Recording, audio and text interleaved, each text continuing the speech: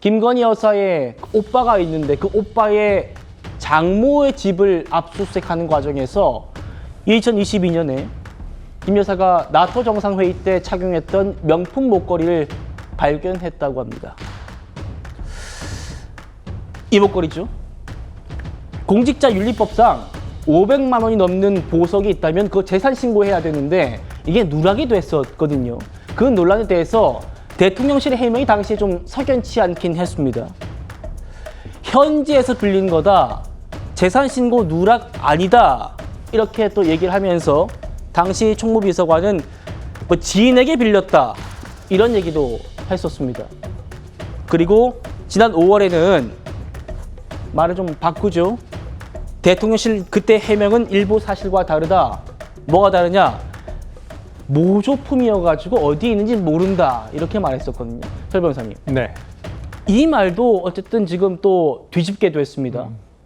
어디 있는지 모른다고 했는데 어쨌든 오빠 장모 집에서 발견된 거예요. 네, 맞습니다. 그러니까 인척인데요.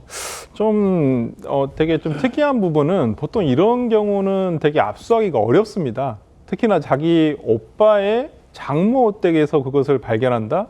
이건 내부자 제보가 있든지 아니면 어떤 휴대폰 문자라든지 녹음 내용에 이러한 유출을 해볼 수 있는 어떤 단서가 나오지 않는 한은 이런 뭐 오빠의 장모 집에서 이걸 발견한다는 건 굉장히 어려운 경우이고 상당히 이례적인 경우라고 할 수가 있을 것 같습니다.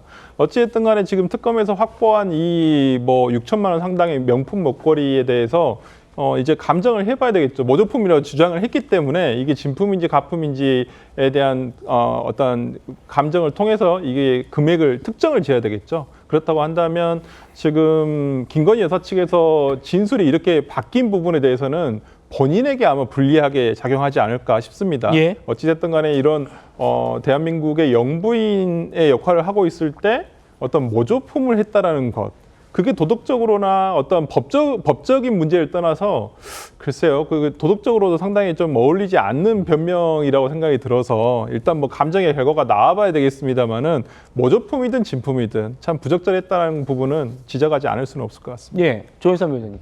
어쨌거나 저쨌거나 현지에서 빌렸다, 뭐 지인에게 빌렸다 이렇게 해명했던 목걸이들이 지금 사돈집에서 발견된 거예요. 그러니까 김건희 여사 측에서 이렇게 다시 얘기를 합니다. 모조품이고 그 김건희 여사가 직접 구매했는데 그 가격이 500만 원이 안 돼가지고 재산 신고에 넣지 않았던 것이다. 지금 모조품이라고 하니까 지금 특검팀에서 진품 감정에 들어갔다고 합니다. 어떻게 바라보십니까?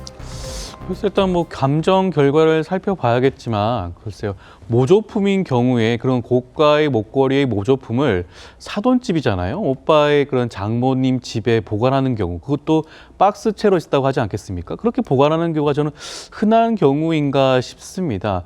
고가의 제품이기 때문에 어떠한 연유로 자신의 집이 아닌 사돈의 집에 보관한 게 아닌가라는 것이 합리적인 의심이라고 할 수가 있겠죠. 저는 아마 특검팀에서 이 부분에 대한 감정 결과를 한번 살펴보게 되면 단순히 이것이 그냥 공직자윤리법상 신고를 하지 않은 측면이 아니라 이것조차도 어떻게 보면 어느 누군가로부터 제공받은 물건일 수 있다. 그리고 그 제공받은 자에게 어떠한 특혜를 제공했을 수 있다는 측면에서 살펴보게 되면 또 다른 하나의 사건으로 비화될 수 있지 않나 하는 생각이 들고요. 그렇기 때문에 첫 번째로서 이 그 모조품인지 아니면 진품인지에 대한 감정이 선행돼야 되지 않을까 싶습니다.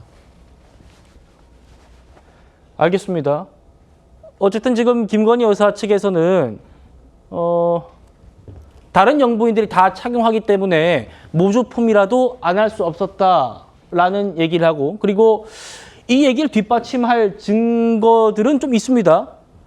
보증서는 있지만 시리얼 넘버가 없다. 그러니까 명품엔 다 시리얼 고유 넘버가 부여되긴 됐는데 이 김건희 여사 사돈집에서 발견했던 목걸이에는 시리얼 넘버가 없다는 겁니다.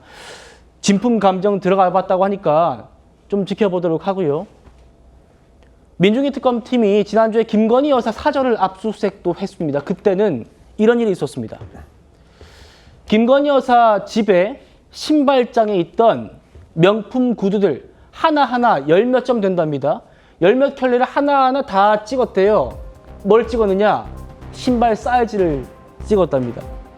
그러니까 이 샤넬백 2개를 받고 이걸 가방 3개와 신발 1켤레 교환한 의혹이 있는데 이 신발 1켤레가 김건희 여사 사이즈냐 이게 논란 핵심이었거든요.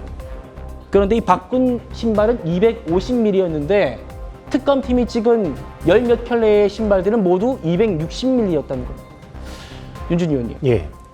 그러면은 특검팀이 이번에 압수수색해가지고 확인하려고 했던 거 250mm 김건희 여사의 발 문수 치수가 250이다 이러면 뭔가 악우가 맞는데 뭔가 좀 악우가 안 맞게 되긴 했어요. 특검으로서 좀 당황스러운 국면인 것 같아요. 그러니까 사실은 그 신발이 바로 그 신발이다. 이런 스토리를 좀 그리고 싶었을 텐데 치수가 10mm 정도 차이가 난다라고 하는 것은 일단은 이 당시에 교환됐을 구두가 김건희 씨에게 쓰였다라고 단정하기는 어려운 상황이고 그렇다면 이제 뭐 여러 가지 또 우리가 경우의 수를 따져보겠죠. 예컨대 뭐 이 신발만 특히 좀 치수 부분에서 좀 다르다든지 아니면 정말 최악의 경우는 그 구두를 뭐 다른 사람에게 선물하기 위해서 가져갔을 수도 있는 것이고 아니면은 아예 김건희 씨와는 무관하게 교환되지 않은 그런 구두일 수도 있는 겁니다. 근데 어쨌든 지금 국민들께서 정말 어떻게 보면은 참담한 것은 전 영부인의 발 사이즈를 갖고 특검과 전 영부인이 입씨름을 하고 있다라고 예. 하는 것 자체가 너무나 좀 부끄러운 일이죠.